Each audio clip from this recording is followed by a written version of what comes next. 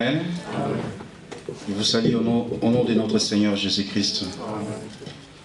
Nous allons prendre nos Bibles dans le livre d'Apocalypse. Apocalypse 12. Nous allons lire notre écriture habituelle. Nous commençons au premier verset. Apocalypse 12.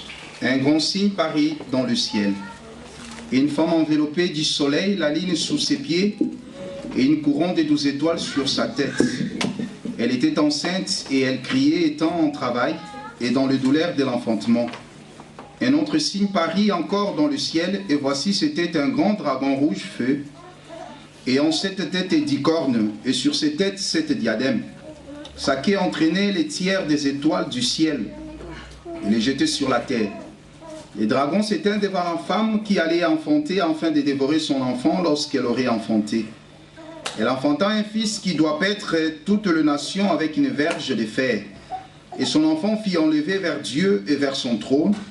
Et la femme s'enfuit dans le désert où elle avait un lieu préparé par Dieu, afin d'y être nourrie pendant 1260 jours. Et hier, dans le ciel, Michel et ses anges combattirent contre les dragons. Et les dragons et ses anges combattirent, mais ils ne firent pas les plus forts. Et leur place ne fut plus trouvée dans le ciel, et il fit précipiter les grands dragons, le serpent ancien appelé les diables et Satan. C'est lui qui séduit toute la terre, et il fit précipiter sur la terre, et ses anges firent précipiter avec lui. Et j'entendis dans le ciel une voix forte qui disait, « Maintenant le salut est arrivé, ainsi que la puissance, le règne de notre Dieu et l'autorité de son Christ.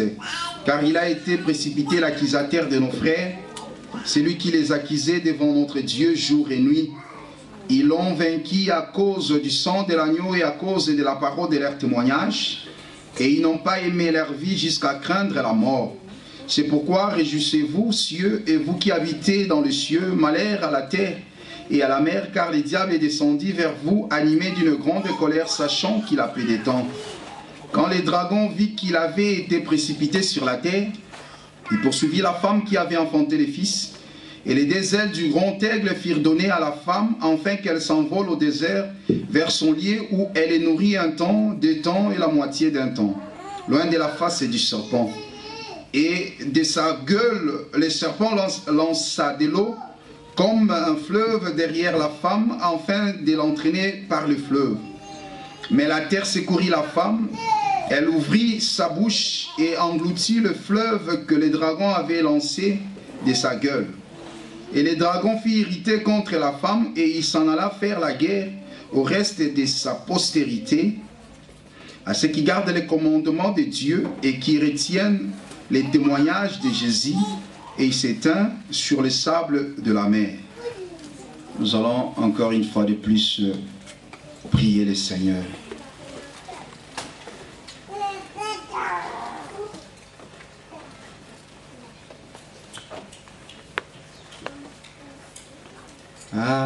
Azalité, azalité, oyo akokani na yo, azalité, azalité, azalité, azalité, oyo akokani na yo, azalité, azalité.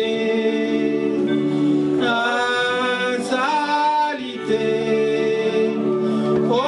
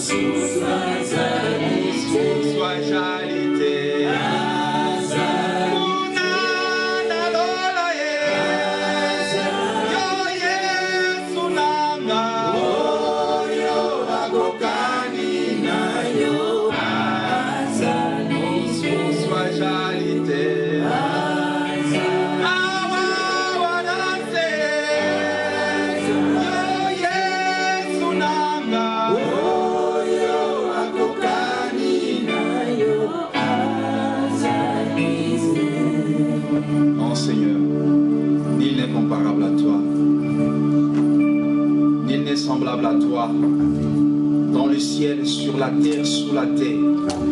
Personne ne fit trouver digne ces jours-là. J'en plairai. J'en vis que il n'y avait personne pour son salut. Il était désespéré. Mais l'un des vieillards est venu lui dire: Jean, ne pleure pas. Voici les lions de la tribu de Juda, il a vaincu. Il est dit d'ouvrir les livres et de rompre les sceaux. C'était l'espoir pour celui qui était désespéré. Éternel des armées, nous croyons que tu es l'espoir de ceux qui ont perdu de l'espoir, Seigneur. Tu es la joie de ceux qui sont désespérés.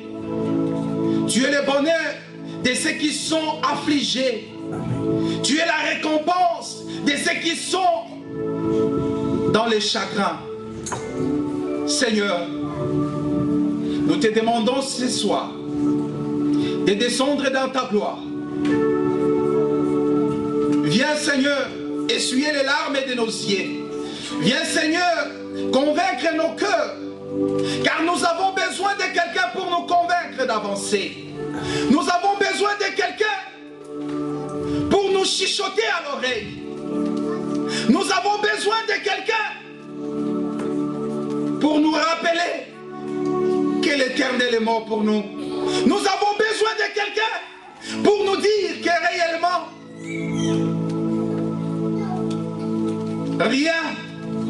rien n'est impossible à Dieu. Nous avons besoin de quelqu'un pour nous dire que tu nous as aimés. Nous avons besoin de quelques paroles d'amour, Seigneur. Car ton amour, Seigneur Dieu, c'est un amour vrai et sincère. Ton amour, Dieu, c'est un amour incommensurable. Ton amour, Dieu, c'est un amour inconditionnel. Ton amour, Dieu, c'est un amour désintéressé. Ton amour, Dieu, c'est un amour sans calcul, Seigneur. Viens nous dire que tu nous aimes, Seigneur, par ta parole.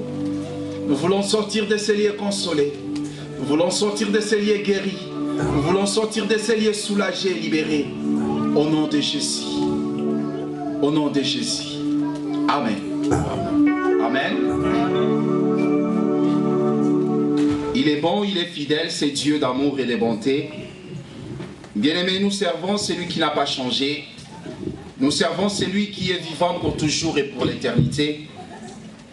Car nous croyons que nous sommes cette épouse de l'Apocalypse 12, cette épouse qui est enveloppée du soleil. Oui, bien-aimés, le soleil, c'est notre époux. Le soleil, c'est les vaillants héros. Le soleil, c'est la grande lumière inaccessible qu'aucun homme n'a vu, qu'aucun homme ne peut pénétrer, mais par grâce, par sa miséricorde, il nous a permis de voir cette grande lumière. Par grâce et miséricorde, Dieu nous a permis que nous soyons protégés par cette grande lumière. Oui, bien-aimés, cette lumière, c'est la marque de l'autorité dont la femme dépend. Cette lumière, bien-aimés, nous éclaire. Cette lumière marche avec nous. Cette lumière, c'est le bouclier pour nous, bien-aimés. Cette lumière, c'est elle qui nous a donné la sémence. Car la lumière, c'est l'époux du sang. La femme est enveloppée du soleil. La lune est sous ses pieds. La femme a la couronne des 12 étoiles. La femme est enceinte. La femme porte le fils en elle. En travail, dans les douleurs de l'enfantement. Ça, c'est le premier signe. Les seconds signes que les bien-aimés Jean voient, il voit les grands dragons rouges. Les dragons avaient 7 têtes et 10 cornes. Les dragons avaient une queue. La Bible dit que la queue de ces dragons a entraîné les étoiles, les tiers des étoiles, et les jeté sur la terre. Nous comprenons que lorsqu'on voit des signes, nous avions dit que le premier signe, c'est l'épouse du Seigneur. C'est l'église. C'est toi et moi. C'est ce qui se passe aujourd'hui. C'est aujourd'hui. C'est le quotidien de tout enfant de Dieu.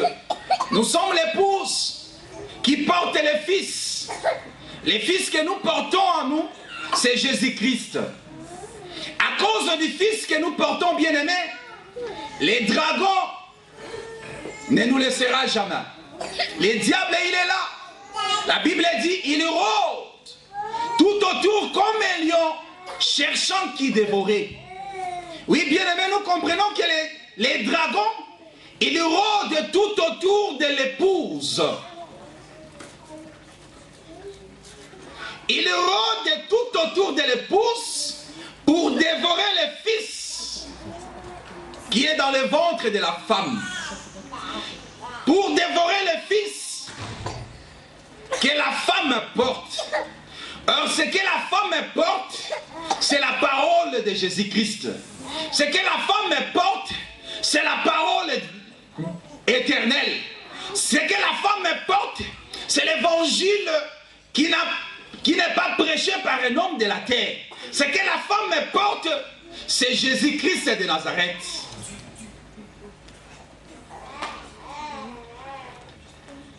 Et celui qui a Jésus en lui a la vie éternelle. Amen.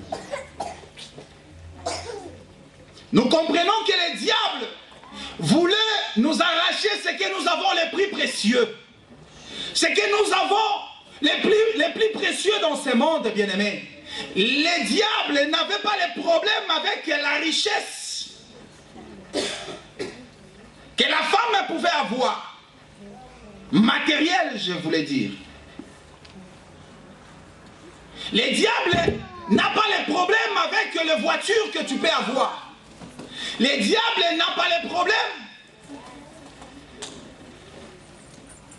avec tout ce que tu peux avoir comme matériel. Parce qu'il est capable de donner aussi le matériel là. Il donne ça. Si tu vas vers le diable, il te donnera tout ça.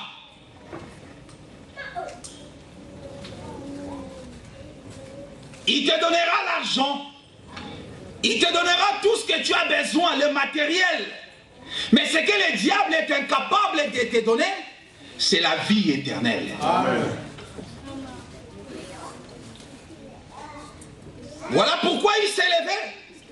Il était là pour nous arracher ce que nous avons le plus précieux. Mais regarde, était encore sur la terre, nous ne voyons pas les diables agir de façon claire et nette. Nous ne voyons pas les diables agir en perso, mais il agit par ses œuvres, parce qu'il est encore un mystère.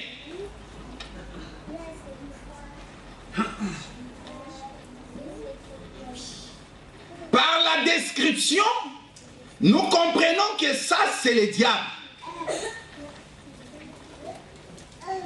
Par ses œuvres, nous comprenons que ça, c'est le diable. C'est la main de l'ennemi. Remarquez, bien aimé, ce jour-là, lorsque Pierre a ouvert la bouche, le même bien-aimé Pierre, qui autrefois, lorsque le Seigneur voulait savoir qui il était considéré parmi les hommes, qui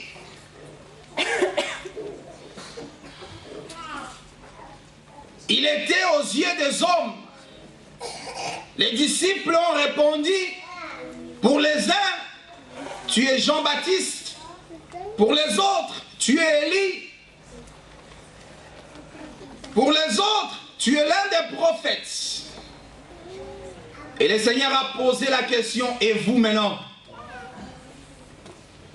vous qui demeurez avec moi, vous qui me connaissez bien, vous qui avez les secrets, qui suis-je, moi, fils de l'homme? Silence total.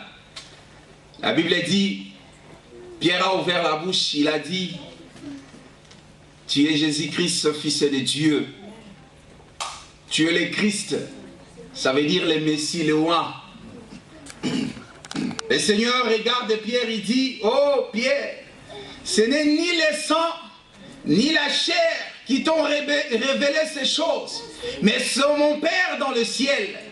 J'ai dit que tu es Pierre, sur cette pierre, je bâtirai mon église. Nous comprenons que l'église est bâtie non sur Simon, fils de Jonas. L'église n'est pas bâtie sur Pierre, être humain. Mais le Seigneur a dit sur ces rocs. Les rocs qui est sorti de la bouche de Pierre. Le Seigneur voulait dire que sur ces rocs, sur cette révélation de la parole, je bâtirai mon église. Amen. Mais l'église catholique dans le chaos, ils ont cru que l'église est bâtie sur Simon, fils de Jonas. Ils ont construit un grand temple, basilique, Saint-Pierre, soi-disant c'est sur les os des pierres. Dieu les a échappés.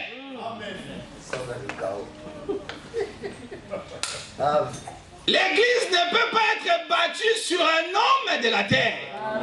Car la Bible dit, vous êtes édifiés sur les fondements des apôtres et des prophètes. Jésus-Christ est comme étant la pierre angulaire. Amen. L'église est bâtie sur Jésus-Christ. Car Jésus-Christ, c'est lui la pierre angulaire. Amen. La pierre qu'ont rejeté les bâtisseurs est devenue aujourd'hui la principale des langues. Amen. C'est Pierre qui a reçu les hommages du Seigneur de gloire. C'est Pierre que le Seigneur a élevé. Quelques jours après, Satan a utilisé la même bouche de Pierre.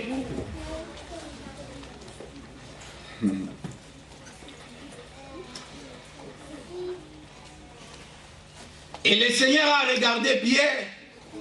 Il a vu que ce n'était pas Pierre. Il a compris qu'il y avait quelque chose derrière Pierre.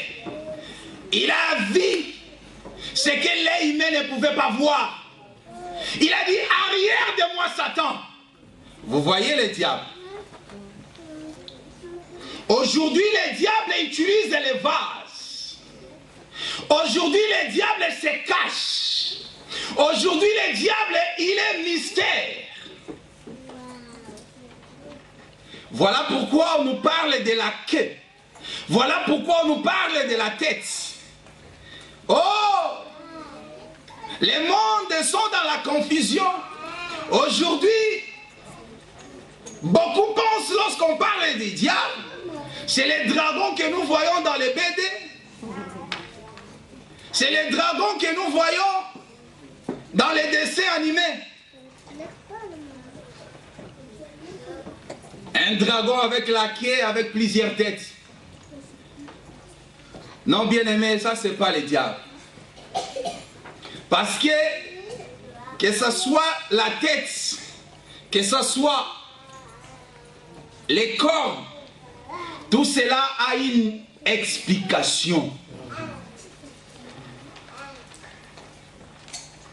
Mais ici, ce qui nous intéresse, ce n'est pas la tête, ce ne sont pas les cornes, mais ce qui nous intéresse ici, lorsqu'on a vu les serpents, les dragons se tenir devant la femme, Jean a vu quelque chose.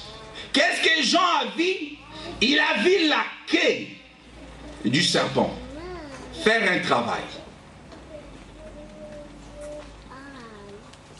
La queue du serpent prenait les tiers des étoiles et les jetait sur la terre.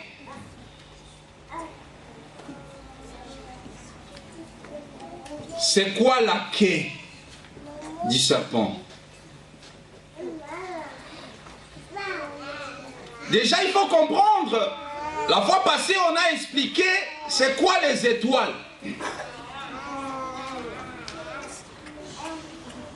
Vous allez remarquer que nous avions dit qu'Abraham avait des postérités. Une postérité terrestre que nous connaissons. Les enfants d'Israël, Israël qui est dans la servitude, Israël qui est Ichabod aujourd'hui, c'est la postérité terrestre d'Abraham. Car Dieu a fait la promesse à Abraham, il dit que ta postérité sera comme le sable de la mer, ta postérité sera comme les étoiles du ciel. Si vous avez suivi la lecture, dans les derniers versets de l'Apocalypse 12, la Bible dit que les dragons en colère, à la fin, il s'éteint sur les sables de la mer. Vous voyez? Cela ne veut pas dire la mer que nous voyons ici, la mer est rouge, ou je ne sais pas moi quelle mer. Mer du Nord. Mer du Nord, hein? C'est la mer du Nord, hein? Et c'est là que le diable va se tenir. Non, bien-aimé. Ce n'est pas ça. Les sables de la mer dont il est question ici, c'est tout un peuple. Que le diable va prendre la possession. Parce que se tenir, se placer, ça veut dire prendre la possession, la domination.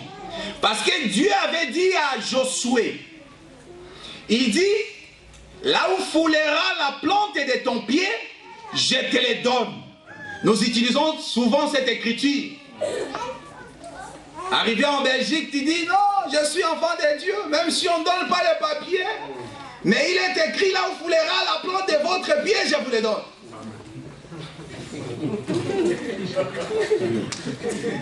Hein? Nous aimons cette écriture-là. Ici, nous comprenons que le diable qui se tient, qui se place sur les sables de la mer, c'est-à-dire il prend la domination. Parce que vous allez remarquer dans un premier temps, le diable n'a pas réussi la femme.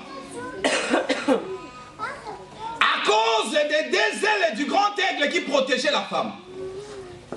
Mais après cela, les diables, il tuera les deux témoins et il prendra le contrôle de la terre sainte. C'est là que l'Écriture dit, il entrera même dans les temples et il siégera dans les trônes de Dieu et s'est proclamé lui-même Dieu.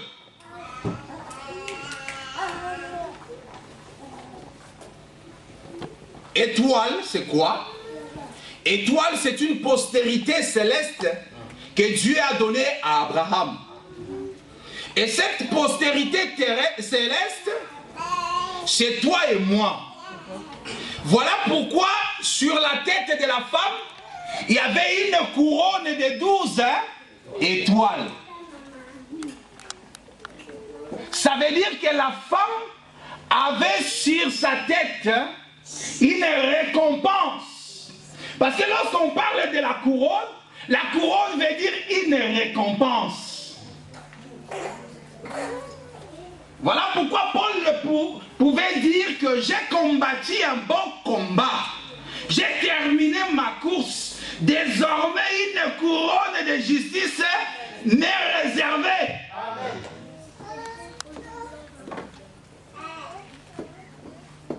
Donc la couronne veut dire la récompense des saints.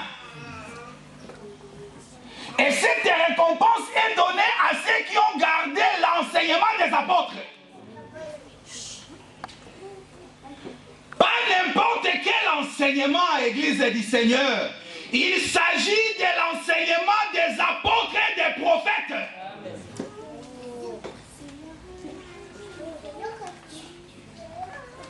Voilà pourquoi tout enseignement qui ne cadre pas cet enseignement des apôtres et des prophètes, bien aimé avec cet enseignement, ne t'attend pas à recevoir une couronne.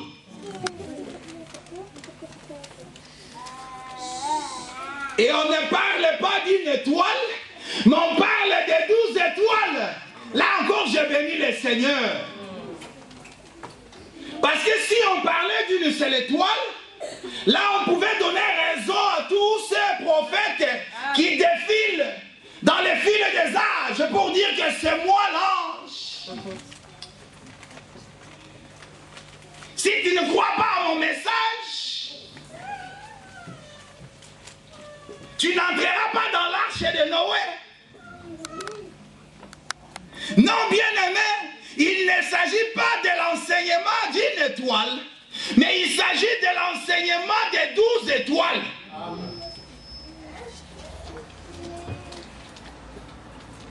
Et Dieu aime ça. Voilà pourquoi le Seigneur, ces jours-là, devant Job, il dit, oh Job, nous-tu les liens des Pléiades? C'est quoi les Pléiades? Les Pléiades, c'est une constellation des étoiles. L'ensemble des étoiles. Il dit, Job, nous-tu les liens des Pléiades?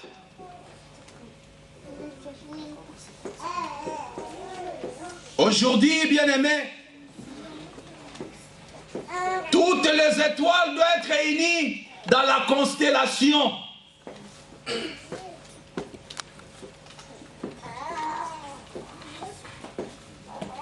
Dieu aime le collège des serviteurs. Oh, ma vision, Dieu m'a donné, j'ai dormi, j'ai vu, j'ai eu un songe. Un ange est venu, il m'a parlé, il m'a dit, non bien-aimé, Dieu travaille dans la constellation des étoiles. Nous-tu les liens des Pléiades? Toute étoile qui n'est pas dans la constellation, il cherche son propre intérêt. Si tu es étoile, on doit te trouver dans la constellation.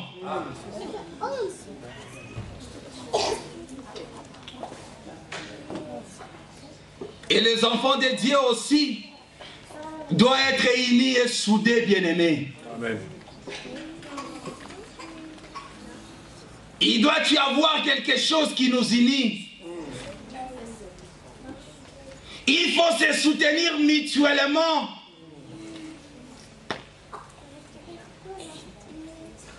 Dieu se glorifie lorsqu'il voit ses enfants unis et soudés. Voilà pourquoi il pouvait dire, comme il est doux et agréable des frères de demeurer ensemble. Amen. Bien-aimé, si on n'est pas à mesure, si on n'est pas capable de supporter ton frère,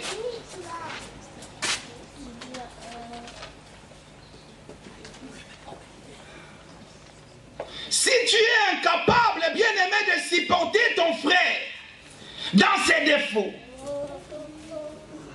dans ses faiblesses, tandis que ton frère charnel,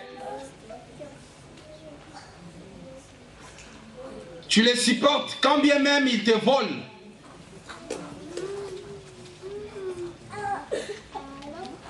Combien de fois tu as envoyé au pays des voitures, mais à chaque fois, il y a toujours un petit frère ou une petite sœur. Au lieu des bénéfices, il te donne des explications. Mais il continue toujours à être ton frère. Et tu continues toujours à le supporter, à l'aimer. Et tu ne supportes pas lorsque tu entends un coup de fil sonner et dit que je suis dans le besoin. Tu donnes toujours, tu continues à donner.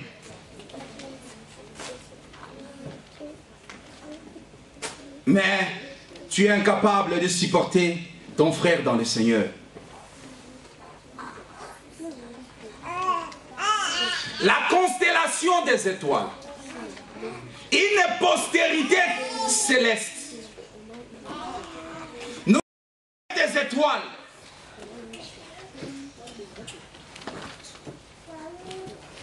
Nous sommes la postérité céleste d'Abraham.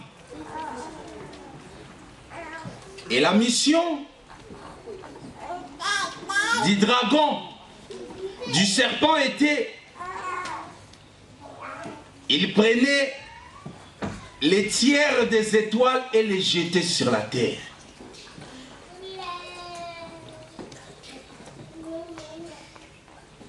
Parce que, bien aimé, aujourd'hui nos vies sont cachées dans les lieux célestes en Jésus-Christ. Voilà pourquoi Paul nous demande de nous affectionner des choses d'en haut.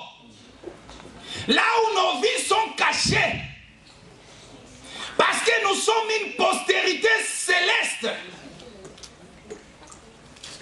Oui. Qu'est-ce que vous voulez dire quand vous disiez tu prenais le tiers des étoiles? C'est ça l'enseignement.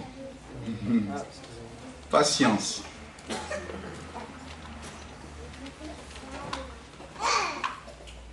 Il prend les tiers des étoiles et les jette sur la terre.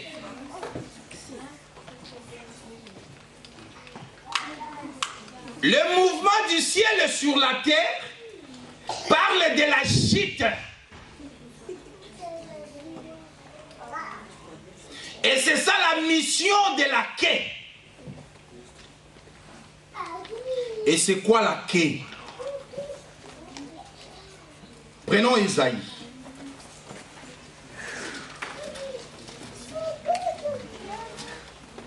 Isaïe 9.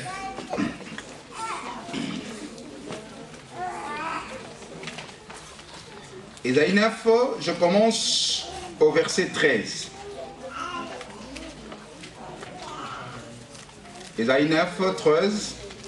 Aussi l'Éternel arrachera-t-il d'Israël la tête et la queue, la branche des palmiers et les roseaux en un seul jour. L'ancien et les magistrats, c'est la tête. Et les prophètes qui enseignent les mensonges, c'est la queue.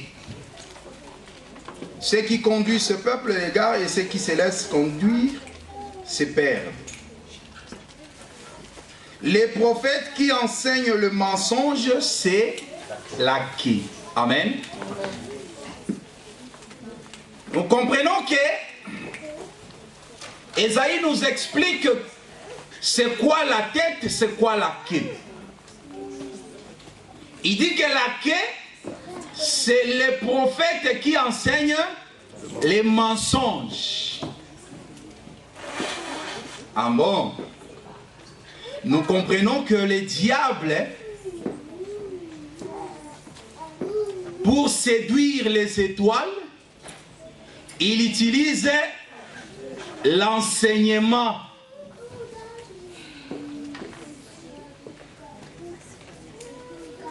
Pour faire tomber les tiers des étoiles, il utilise la queue. Il vient avec un enseignement.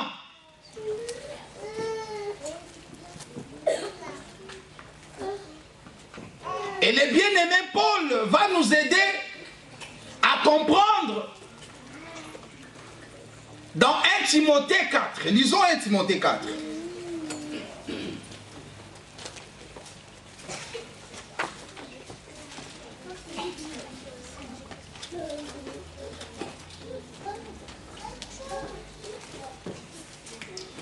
Timothée 4, je commence au premier verset.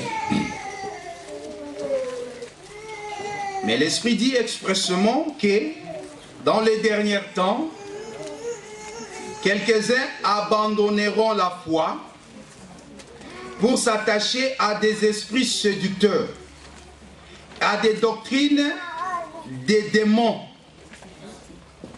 par l'hypocrisie des faux docteurs, portant la marque de la flétrissure dans leur propre conscience. Ils prescrivent de ne pas se marier et de s'abstenir d'aliments que Dieu a créés pour qu'ils soient pris avec action de grâce par ceux qui sont fidèles et qui ont connu la vérité. Car tout ce que Dieu a créé est bon et rien ne doit être rejeté pourvu qu'on le prenne avec action de grâce. Parce que tout est sanctifié par la parole de Dieu et par la prière. Amen. Amen. Paul nous explique, il dit, l'Esprit dit expressément que dans les derniers temps, quelques-uns abandonneront la foi. C'est-à-dire, ici Paul il parle de toi et moi, de nous qui sommes ici enseignés. Il dit dans les derniers temps, quelques-uns, c'est ça les tiers des étoiles, que la queue prend et jette sur la terre. Quelques-uns abandonneront la foi. La foi c'est quoi? L'abandon de la foi c'est quoi? Ce n'est pas l'apostasie. Parce qu'ici il ne s'agit pas de toute l'église, mais il s'agit de quelques-uns qui abandonnent la foi dans les derniers temps. Et ils abandonnent la foi. Parce que la foi ici c'est l'enseignement. Hein? Lorsqu'on dit que abandonner la foi, ça veut dire abandonner l'enseignement. Abandonner la foi, cela ne veut pas dire la foi audacieuse que tu avais là. Que non, je suis sûr que l'année ne va pas passer, je me marierai. L'année ne passera pas, j'aurai le travail. L'année ne passera pas, j'aurai le papier, le séjour. L'année, non, c'est pas ça, il ne s'agit pas de cette foi. Mais c'est bien aussi d'avoir cette foi. Parce que sans la foi, il est impossible de lui être agréable. Mais ici, lorsqu'on dit que quelques-uns abandonneront la foi, il s'agit de l'enseignement. Parce que la Bible dit la foi vient de ce qu'on entend. C'est qu'on entend la parole de Christ. La parole de Christ, c'est-à-dire la parole de la révélation. Donc nous comprenons que la foi ici, c'est le vrai enseignement que tu écoutes. C'est l'enseignement des apôtres et des prophètes. Mais la Bible dit que quelques-uns abandonneront cette voie, ces chemins de la vérité. Pour s'attacher à quoi? Ils abandonnent la foi. Par rapport à quoi? Par rapport à un autre enseignement qu'ils ont entendu. C'est ce que Paul dit. Pour s'attacher à des esprits séducteurs. Ah, esprit séducteur. C'est quoi esprit séducteur?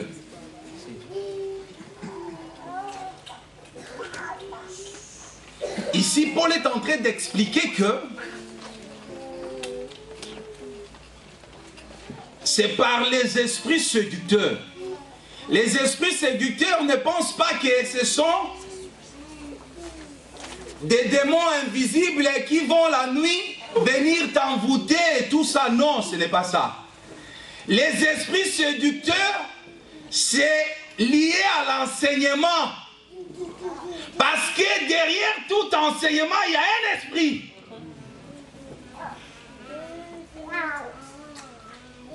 Est-ce que vous m'avez compris? Derrière tout enseignement, il y a un esprit. C'est ça les esprits séducteurs. Aujourd'hui, le diable agit par les esprits séducteurs. Il continue, il dit, s'attacher à des esprits séducteurs, à des doctrines des démons. Là encore, nous voulons stigmatiser pour que vous puissiez comprendre. La doctrine des démons, ce n'est pas la rose croix ou encore la maçonnerie et tout ça que nous connaissons. Parce que là, c'est facile. En voyant déjà, nous savons que ça, ce sont des sciences occultes. Vous comprenez? Ou encore l'église de Satan. Ça existe, hein? Voilà. Église de Satan. Il y en a les gens qui attendent l'arrivée des... Ouais, c'est ça. Mais tout cela, ça ne peut pas nous séduire. Parce que ça se voit directement que ça, c'est le diable. Vous voyez? Mais lorsque Paul parle ici des esprits séducteurs, la doctrine des démons, il explique, ce sont des choses simples.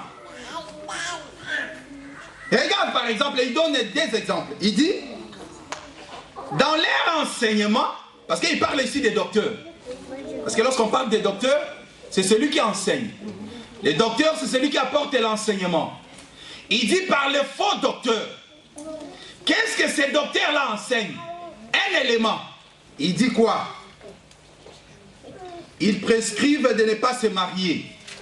Vous voyez? Et ils cherchent aussi à expliquer ça avec les Écritures. Nous connaissons quand même des églises qui prescrivent que le prêtre ne doit pas se marier.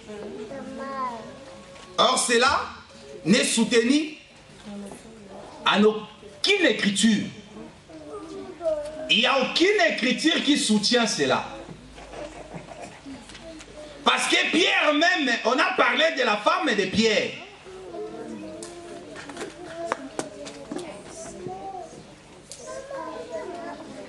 Hein? Oui. La Bible parle de la belle-mère de Pierre qui était souffrante. Donc nous comprenons que notre bien-aimé Pierre était marié. Paul le dit aussi. Paul le dit aussi. Est-ce que nous n'avons pas le droit de prendre une sœur parmi vous afin qu'il devienne notre femme, comme Pierre l'a fait. Et lorsqu'il parle des évêques, chose grave. Lorsque Paul parle des évêques, il oblige que l'évêque doit être marié.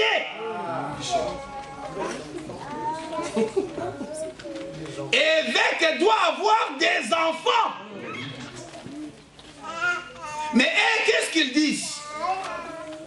Parce que évêques, nous voyons des évêques chez eux. Des bishops là. Des évêques, monseigneur, ceci, ce sont des évêques.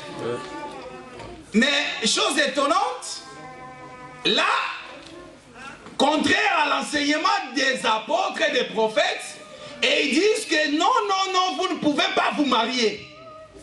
Là, nous comprenons que cet enseignement, c'est la doctrine des démons. Ce sont des esprits séducteurs.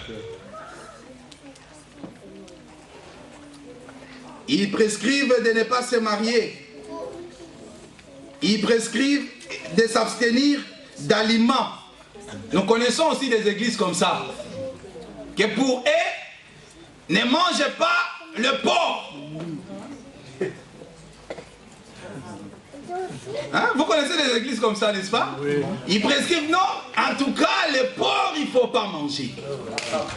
Hein? Alors, là, tu ne peux pas manger.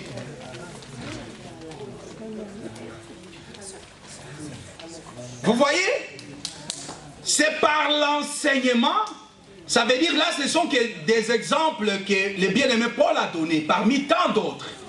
Ce qui veut dire que tout enseignement qui ne tire pas l'origine de l'enseignement des apôtres et des prophètes, ce sont des esprits séducteurs. C'est la doctrine des démons.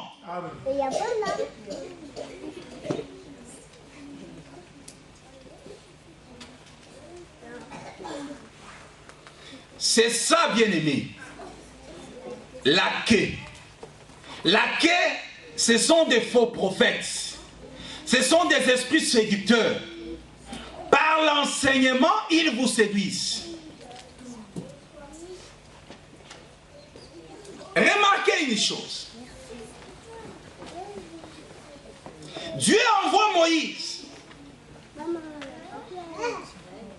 en Égypte pour faire sortir son peuple, les enfants d'Israël. Moïse, qui résiste à l'Éternel, il dit non, je suis vieux, je n'ai pas la capacité de combattre contre un homme puissant, contre un homme fort, qui est Pharaon. Le Seigneur a fait tout pour convaincre Moïse. Il dit, qu'est-ce que tu as dans la main? Moïse dit, j'ai un bâton. Il dit, jette-le par terre. Moïse dit, jette le bâton. La Bible dit que le bâton est devenu un serpent.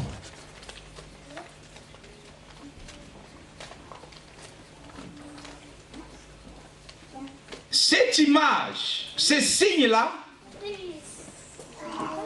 c'est l'ombre. Or, nous comprenons que l'ombre cache plusieurs réalités. Nous comprenons que l'Éternel voulait montrer à Moïse que moi, Dieu, je suis le serpent, c'est-à-dire je suis Dan,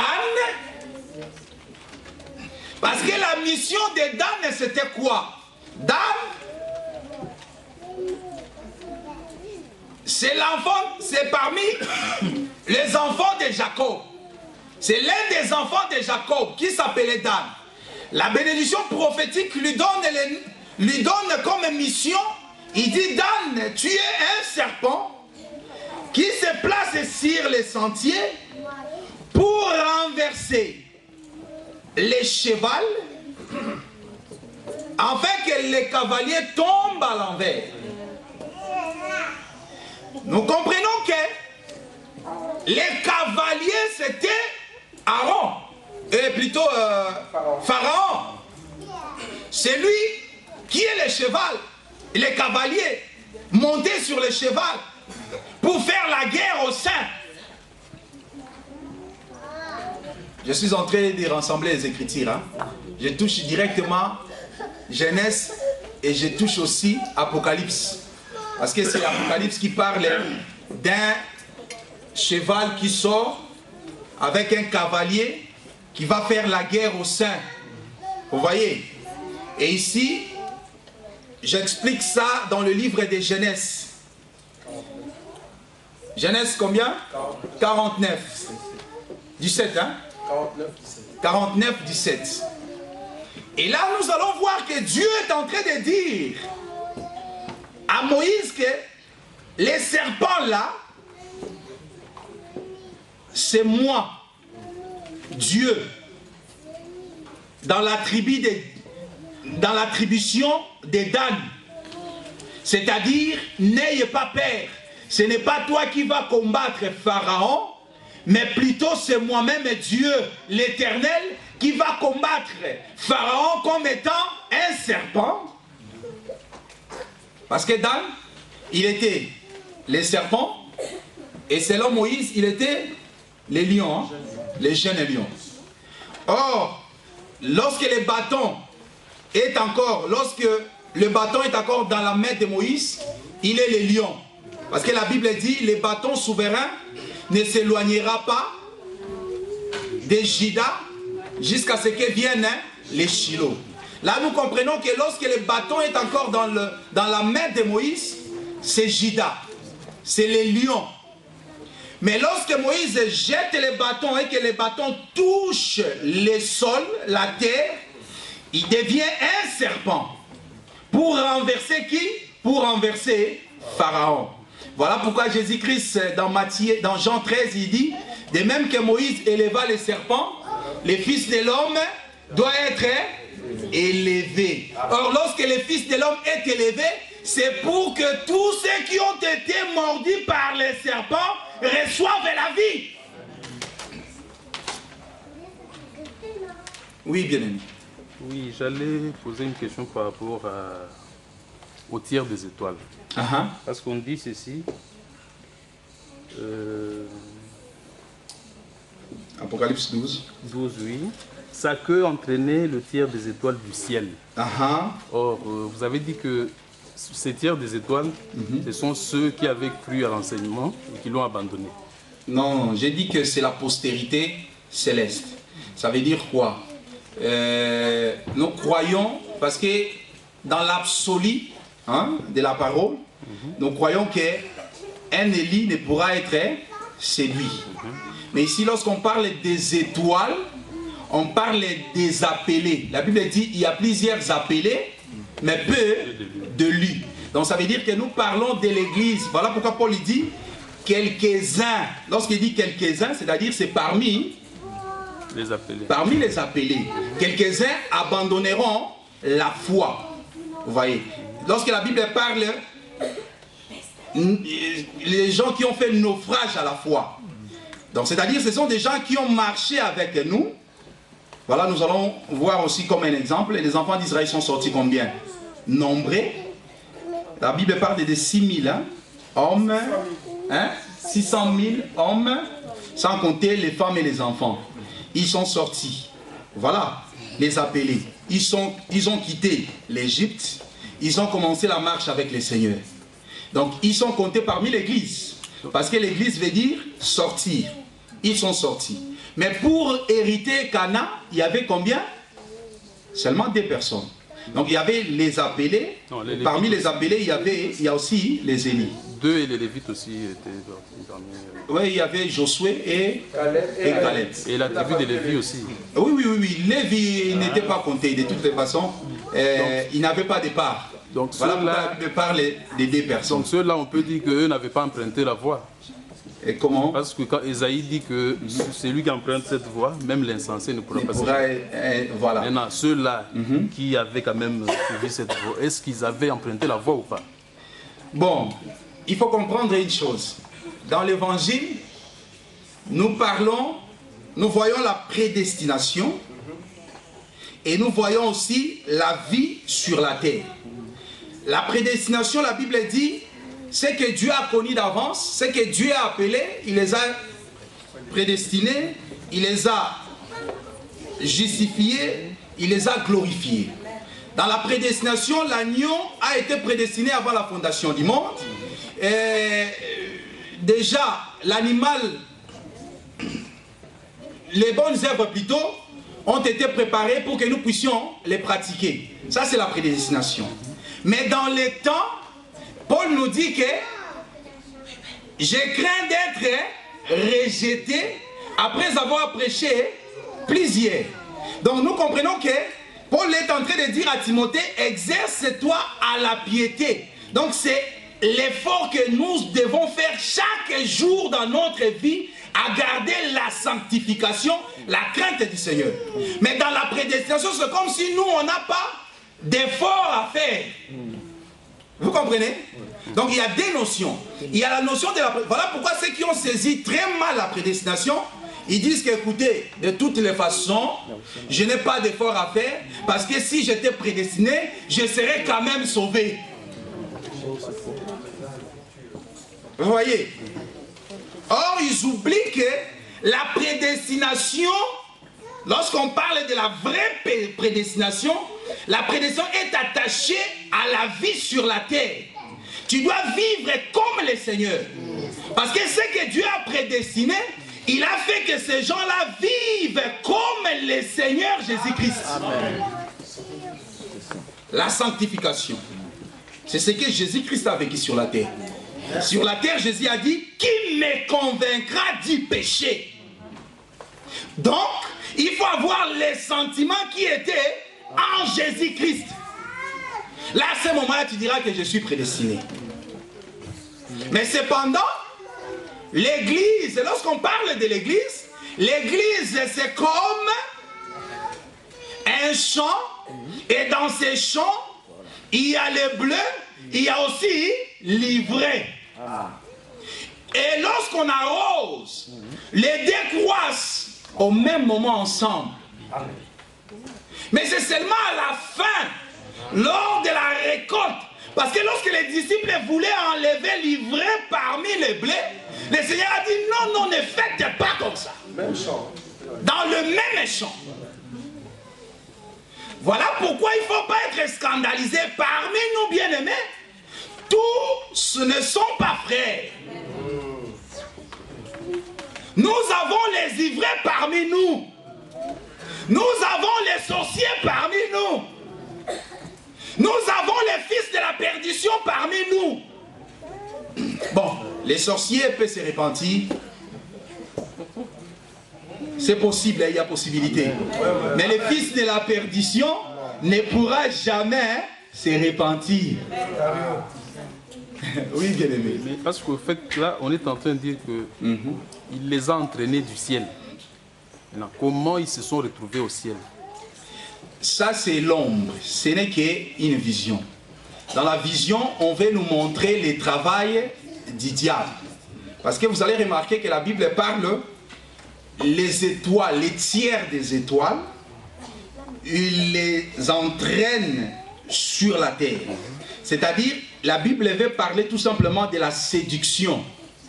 Voilà pourquoi, lorsqu'on croit que par l'enseignement, les diables peuvent séduire, nous n'aurons pas de difficulté à croire. Voilà pourquoi Paul dit quelque part, Paul dit que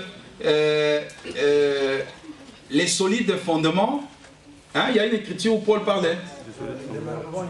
Inébranlable. Pourquoi? Parce qu'il y avait d'autres qui ont été scandalisés, ils sont partis. Voilà pourquoi Paul utilise cette écriture, il dit, néanmoins les solides fondements restera debout avec cette parole de l'écriture. Le Seigneur connaît ce qu'il appartient. Donc c'est pour dire que parmi la foule, parmi ceux qui ont suivi le Seigneur, il n'y a pas seulement des élus, mais il y a aussi les appelés. Et tous ces gens-là, dans une vision globale, nous les voyons comme étant la postérité d'Abraham, la postérité céleste. Pourquoi? Parce qu'il mange aussi la nourriture spirituelle que toi tu manges. Voilà pourquoi Paul est en train d'expliquer ceci. Il dit ceci. Attention, dans 1 Corinthiens 10, hein, cherchons ça. Ils ont tous été baptisés. Lisons ça.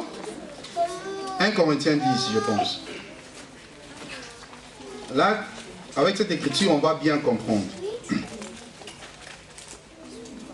1 Corinthiens 10, je commence au premier verset. La Bible dit ceci. Frères, je ne veux pas que vous ignorez que nos pères ont tous été sous la nuée et qu'ils ont tous passé au travers de la mer. Qu'ils ont tous été baptisés en Moïse dans la nuée et dans la mer. Et qu'ils ont tous mangé les mêmes aliments spirituels. Et qu'ils ont tous bu les mêmes breuvages spirituels. Car ils buvaient à un rocher spirituel qui les suivait. Et ces rochers étaient Christ.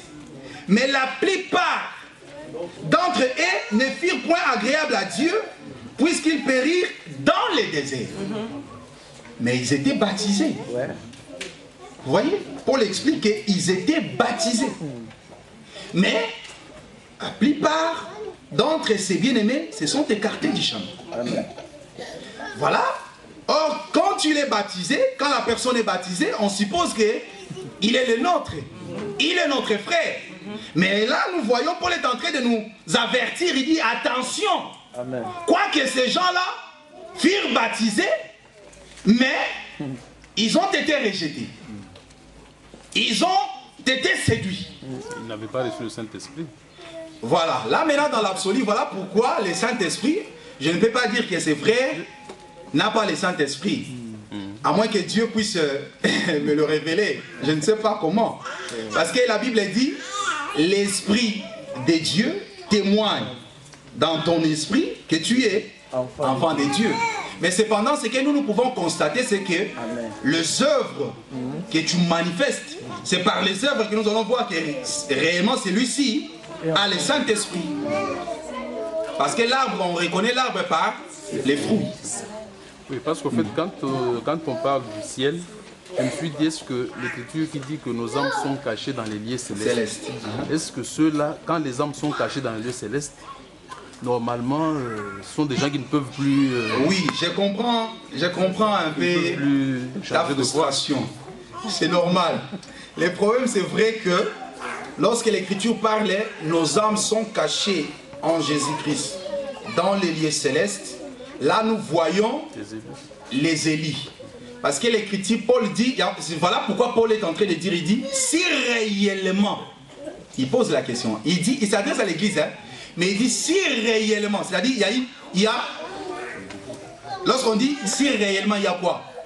Il y a les doutes. Vous voyez? Si réellement, vous êtes... Cherchons un peu cette écriture-là, parce que ça nous aidera à comprendre la formule utilisée par... si réellement, vous êtes en Christ, je pense, si réellement vos vies sont... affectionnez-vous des choses d'en haut. Il faut chercher avec le mot affectionner, affection. Affectionnez-vous des choses d'en haut.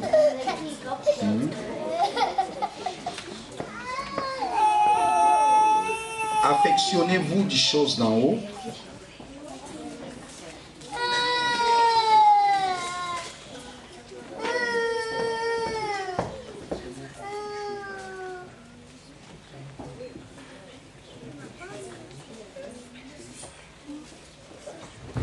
Vous voyez? Une fois que vous aurez cette écriture-là, Colossiens. Ah, voilà. Colossiens 3, à partir du premier verset. L'Écriture dit, si donc vous êtes ressuscités, si donc vous êtes ressuscités avec Christ, cherchez les choses d'en haut, où Christ est assis à la droite de Dieu. Attachez-vous aux choses d'en haut, et non à celles qui sont sur la terre, car vous êtes morts, et votre vie est cachée avec Christ en Dieu. Quand Christ, votre vie, paraîtra, alors vous paraîtrez aussi avec lui dans la gloire. Donc, ici, Paul dit si donc. Ça veut dire qu'il y a les doutes. Si réellement tu es ressuscité, on doit te voir chercher les choses d'en haut. Tu vas t'attacher aux choses d'en haut. Tu vas t'affectionner aux choses célestes. Tu vas aimer la nourriture céleste. Tu ne peux pas dire que tu es ressuscité, tandis qu'on voit en toi l'attachement aux choses de la terre. Vous voyez? C'est ça la pensée de Paul. Donc, c'est pour dire que... Mais il s'adressait à l'église. Il s'adressait aux saints. Tu verras encore quelque part, Paul est en train de réprimander l'église de Corinthe. Dans l'église de Corinthe, où il y avait le désordre, Paul est en train de dire, il dit, vous mangez les repas du Seigneur, ce n'est pas pour devenir meilleur, mais pour devenir encore pire. Vous voyez? Il dit, oui, il faut que parmi vous, il faut qu'il y ait des sectes au milieu de vous. Donc, il voulait dire que si réellement vous êtes l'église, parmi l'église, il doit y avoir aussi l'ivraie. En d'autres termes, je crois que parmi vous, il y a les enfants de Dieu. Le bleu, il y a aussi l'ivraie. Mais dans une vision charnelle ou dans une vision humaine, nous les appelons tous postérité d'Abraham. Postérité céleste. Mais maintenant, la mission de l'ennemi est d'entraîner les tiers des étoiles et les faire tomber sur la terre. En d'autres termes, la mission du diable est de séduire les enfants de Dieu. Voilà pourquoi lorsque les enfants d'Israël sont sortis de l'Égypte, il y avait un groupe qu'on appelait les Ramassis. Ces gens-là avaient pour mission de décourager les enfants d'Israël. Vous voyez? Et quelques-uns parmi eux ont cédé. Je ne sais pas si on peut avancer. Voilà. Donc, nous comprenons ici que les étoiles du ciel, un tiers des étoiles quittent le ciel et tombent sur la terre. C'est-à-dire l'abandon de la foi. Et c'est ça aussi, le bien-aimé Paul, quelque part, il dit que dans les derniers temps, les gens abandonneront la saine doctrine, mais ayant la démangeaison d'entendre des choses qui leur plaira, ils se donneront le foule des docteurs et des prophètes pour leur ruine. C'est-à-dire, ils avaient premièrement la saine doctrine, l'évangile est vrai, mais parce qu'en eux, il y avait une autre sémence, ils se sont laissés séduire par les enseignements des faux docteurs, des faux prophètes. C'est très important, Église du Seigneur. Amen. Et les questions que le bien-aimé a posées, c'est très très important. Parce que le salut est individuel. En tant qu'enfant de Dieu bien-aimé, sache que l'Éternel t'a appelé toi et toi seul. Amen. Et dans ton parcours, il ne faut pas regarder gauche ou droite. Dans ton parcours, dans la marche, les yeux sont fixés sur soit l'arche qui est devant vous, parce que là je suis dans la marche, dans le désert, ou soit dans le ciel où il y avait la colonne de feu. Israël ne regardait que la colonne de feu. Si la colonne s'arrête, toi aussi, tu t'arrêtes. Si la colonne continue la marche, toi aussi, tu dois continuer la marche. Ne regardez pas gauche à droite. Voilà pourquoi, bien-aimé, ces jours-là, la tribu de Lévi Lorsque tout Israël s'est corrompu, il y a eu la tribu de Lévi qui ont gardé la foi et ils n'ont pas abandonné la foi. L'absence de Moïse, Moïse est monté, il est parti, il a laissé les enfants d'Israël dans le désert. Moïse qui est monté, c'est le Seigneur Jésus-Christ. Il est parti, il nous a laissés sur la terre.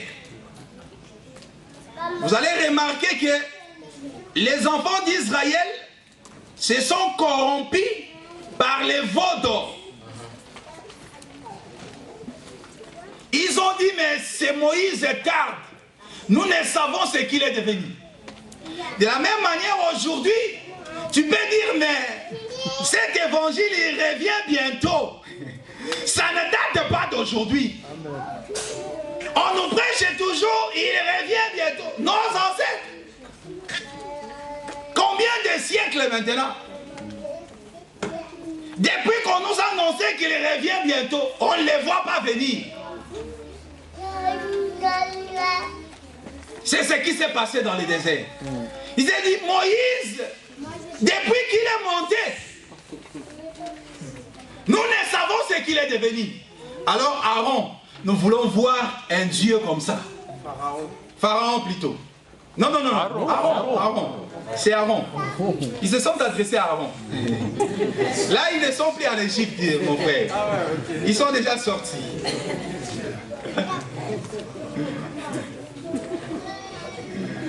Hein? Là, on te comprend, parce qu'on est dans la maison.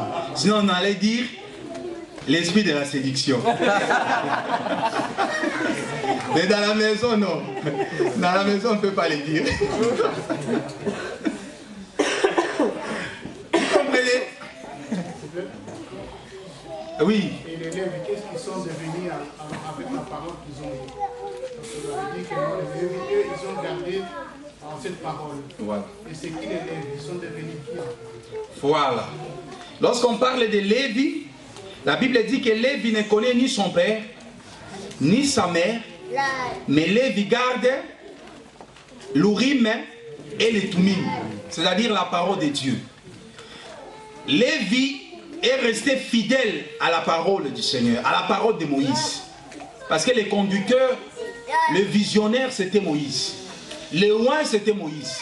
Lorsque Moïse est parti, il a dit, attendez, je pars, je reviendrai.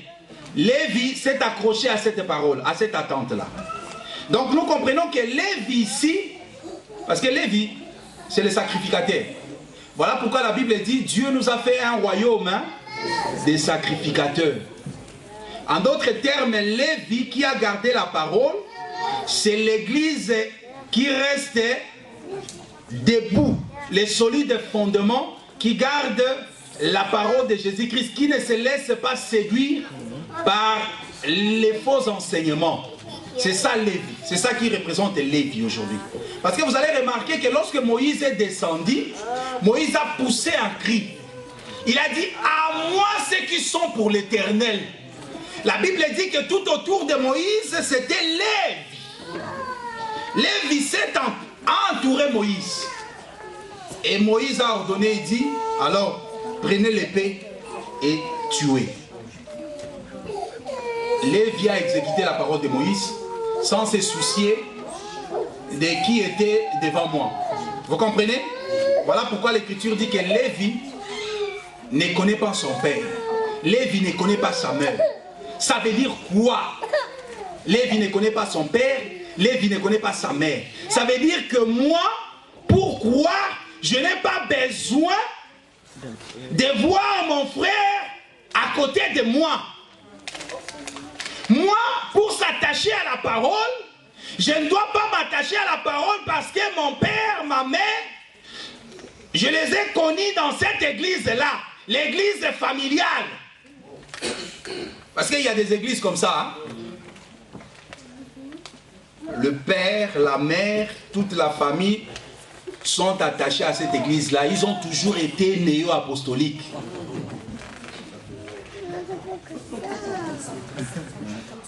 le père, la mère, mes frères, j'ai même un frère prêtre.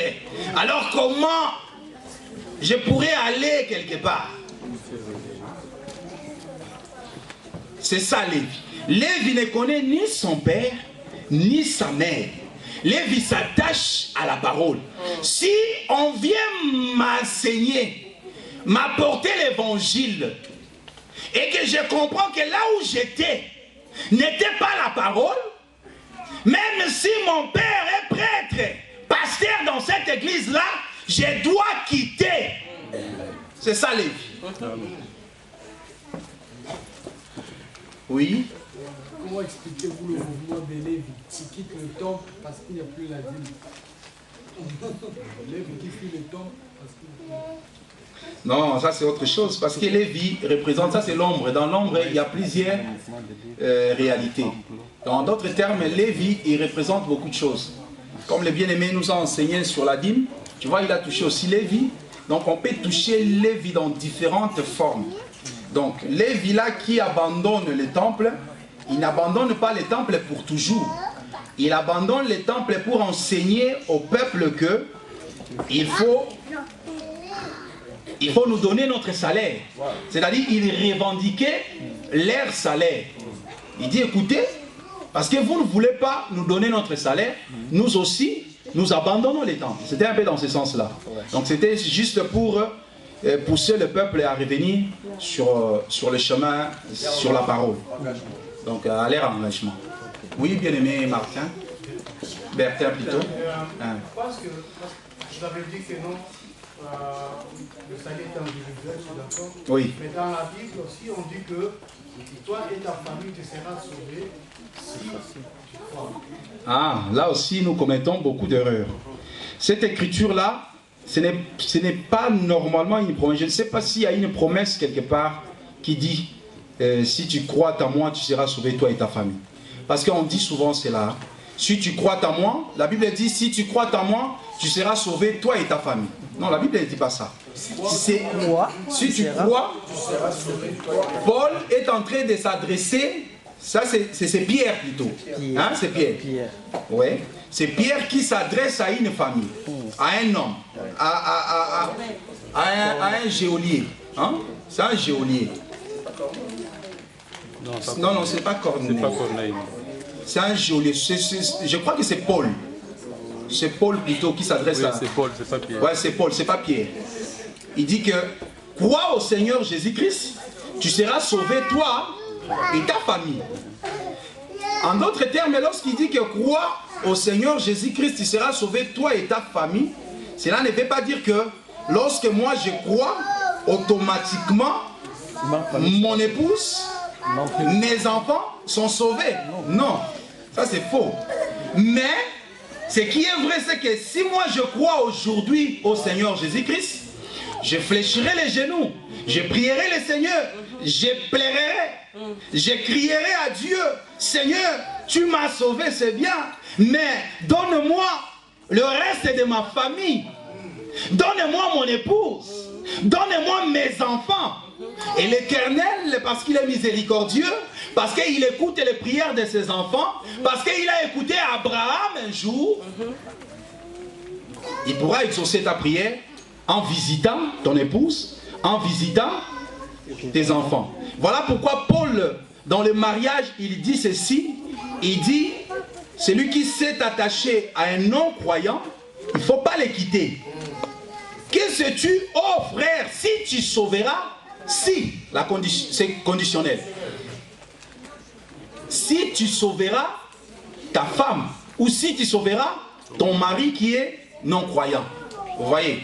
Et quelque part, Pierre est en train de dire, la femme qui a un mari non-croyant peut sauver son mari par les œuvres. Lorsqu'il voit les bonnes œuvres que la femme manifeste, l'homme dira, malgré tout ce que je fais, toute la souffrance que je fais, on dirait à cette femme est toujours soumise, cette femme est toujours obéissante, cette femme ne me prive pas, et elle n'a jamais refusé de me faire les foufous.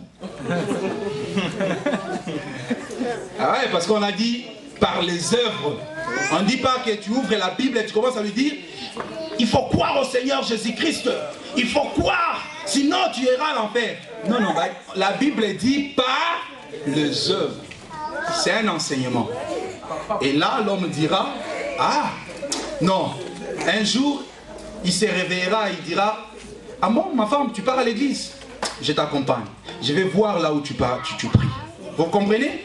Et là, il va rencontrer l'évangile, il va rencontrer la parole, il va rencontrer la lumière. Et peut-être ce jour-là, ça serait son jour. Vous comprenez? Oui. Mais si tu sais que tu peux épouser une non-croyante, là, c'est pour ça que tu pêches. Aujourd'hui, le mariage, ça se fait dans le Seigneur. Si tu es déjà dans le Seigneur, le mariage se fait dans le Seigneur. Lorsqu'on dit que c'est lui qui se marie à un non-croyant, c'est-à-dire que c'est quelqu'un qui a contracté le mariage en dehors, c'est-à-dire il n'avait pas encore la connaissance de la vérité. Il était encore dehors. Alors, il a rencontré l'évangile. L'homme plutôt, l'homme peut-être reste encore incrédule, ou encore la femme reste encore non-croyant. Mais cependant, si tu es déjà dans le Seigneur, pour se marier, il faut se marier dans le Seigneur. Si tu cherches ailleurs, il faut avoir un cœur pour supporter ta croix. Voilà. Est-ce qu'il y a encore des questions? Je voulais dire en fait, ouais. Quand vous voulez dire dans le Seigneur, vous voulez dire que donc on n'a pas le droit de prendre une femme non croyante. Oui, la Bible nous demande de se marier dans le Seigneur. Pourquoi se marier dans le Seigneur? C'est avantageux parce que vous confessez la même chose. Quand il y aura conflit, quand il y aura des problèmes, vous allez remarquer que vous n'aurez pas de difficultés à trouver la solution parce que vous puisez tous dans la même source. Vous voyez? Et vous priez le même Seigneur. Parce que lorsqu'on se marie, on devient une seule chair. Or, si vous êtes devenu une seule chair dans le Seigneur, parce que bon, ça c'est entre guillemets une seule chair, parce que physiquement, en tout cas, chacun a son corps, a sa chair. Donc ça veut dire que vous confessez la même chose. Vous avez le même Seigneur, vous êtes dans un même corps qui est le corps de Jésus-Christ. Vous comprenez que tu peux avoir du mal à faire comprendre quelque chose à ton mari ou encore à ta femme, mais en fléchissant les genoux, parce que lui aussi dépend de ces mêmes dieux, les dieux là vont les convaincre. Mais maintenant on va dire, la femme elle est croyante. Elle est croyante, mais elle n'est pas pratiquante. Donc, elle ne pratique pas. Ça n'existe pas. Ça, ce sont des termes mondains. Ça n'existe pas. Parce que la Bible nous montre soit tu es dedans, soit tu es dehors. Si tu es tiède, le Seigneur te vomit. Donc, il ne peut pas y avoir je crois que Dieu existe, mais je ne pratique pas. Non, non. Non, c'est pas ça que je veux dire. En fait, ce que je veux dire, c'est que la femme, elle a la semence et tout, mais bon, on va dire que voilà quoi. Elle a la connaissance, mais bon, voilà, elle ne fait pas vraiment les choses comme il se doit. Là, je laisse l'apôtre qui va répondre à cette question. Que Dieu vous bénisse.